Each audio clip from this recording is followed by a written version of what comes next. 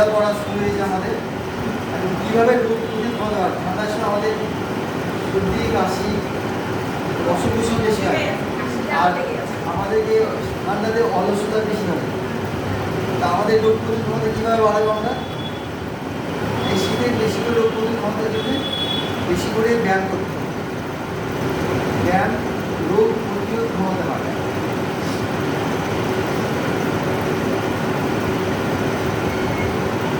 সুষম খাদ্য খেতে হবে, শীতের সময় সুষম খাদ্য খেতে হবে। খাদ্য আমাদের রোগ প্রতিরোধ, যেমন আমলকি খেতে হবে, লেবু প্রজাতির ভিটামিন সি খেতে হবে। আমলকি, লেবু, পেয়ারা, ভিটামিন সি আছে, এটা আমাদের রোগ প্রতিরোধ ক্ষমতা বাড়াবে। সাথে প্রোটিন খেতে হবে, ডাল খেতে হবে, প্রোটিন খেতে হবে, তাদের আমরা শক্তি বাড়বে, প্রোটিন ক্ষমতা বাড়বে। আর এক স্টাডি দেখা গেছে ভিটামিন ডি আমাদের শরীরে প্রায় 22% পর্যন্ত প্রতিরোধ ক্ষমতা বাড়ে। ভিটামিন ডি কীভাবে পাবো আমরা? যে আলো থেকে কীভাবে পাবো?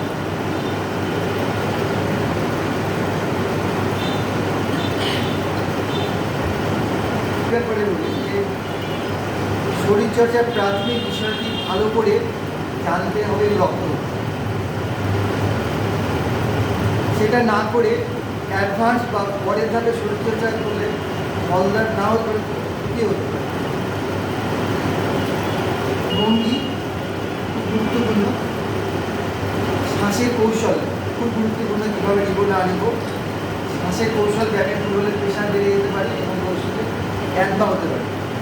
ব্যায়ামেও সাইড এফেক্ট আছে, সঠিকভাবে না জানলে, সঠিক কৌশল না জানলে সাইড এফেক্ট হবে। এই জন্যে উন্নত করবো যারা মানে পারদর্শী ব্যায়ামের, তাদের কাছে সবসময় শেখার চেষ্টা করতে হবে।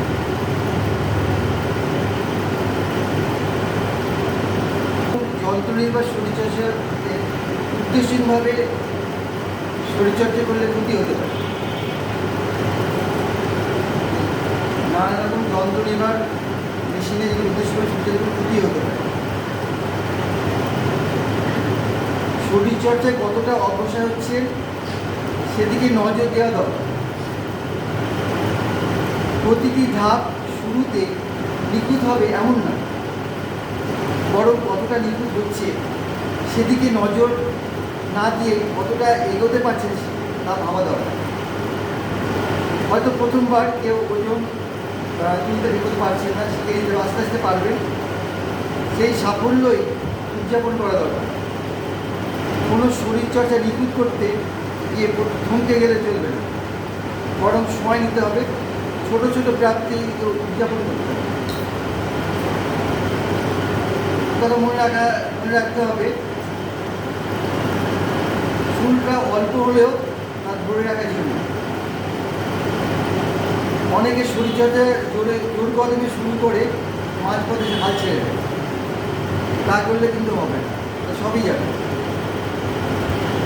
একই সঙ্গে বুঝতে হবে শরীরচর্চার কথা, শরীর কী চায় সে বুঝতে না পারলে সমস্যা। শরীরের কথা শুনে বুঝতে হবে। স্লিম হয় না, না হয়েছে আবার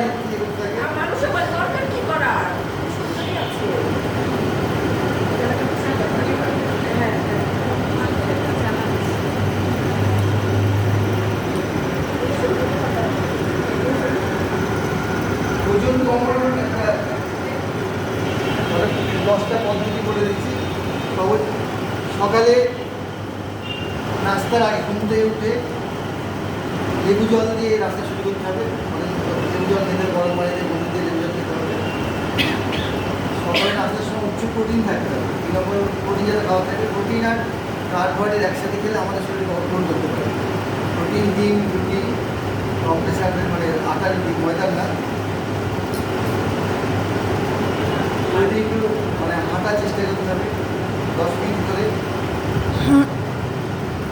আর যাদের ফ্যাটি লিভার আছে, যাদের তাদের মধ্যে খাওয়ার পূর্বে 1 গ্লাসের মধ্যে আপেল সিডার ভিনিগার 1 চামচ দিয়ে খেলে তার লিভার মুক্তি করা যাবে।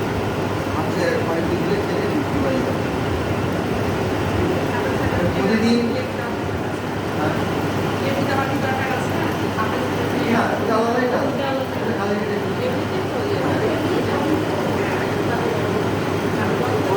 ব্যায়াম করার চেষ্টা করতে হবে এবং ব্যায়াম শেষে শেষ হওয়ার পরে প্রোটিন জাতীয় খাবার খেতে হবে 30 মিনিটের মধ্যে, তাহলে এনার্জি লেভেলটা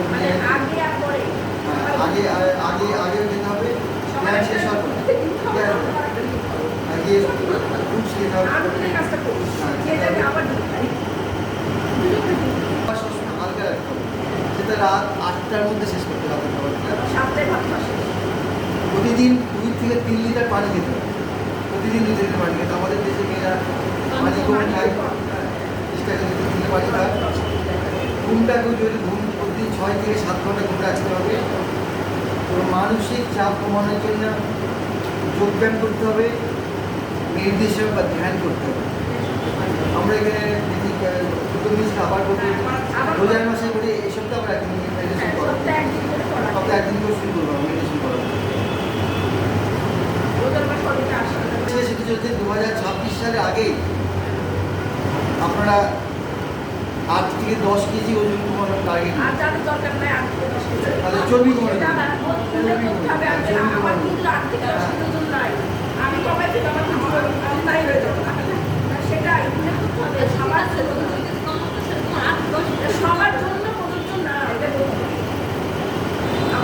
আমরা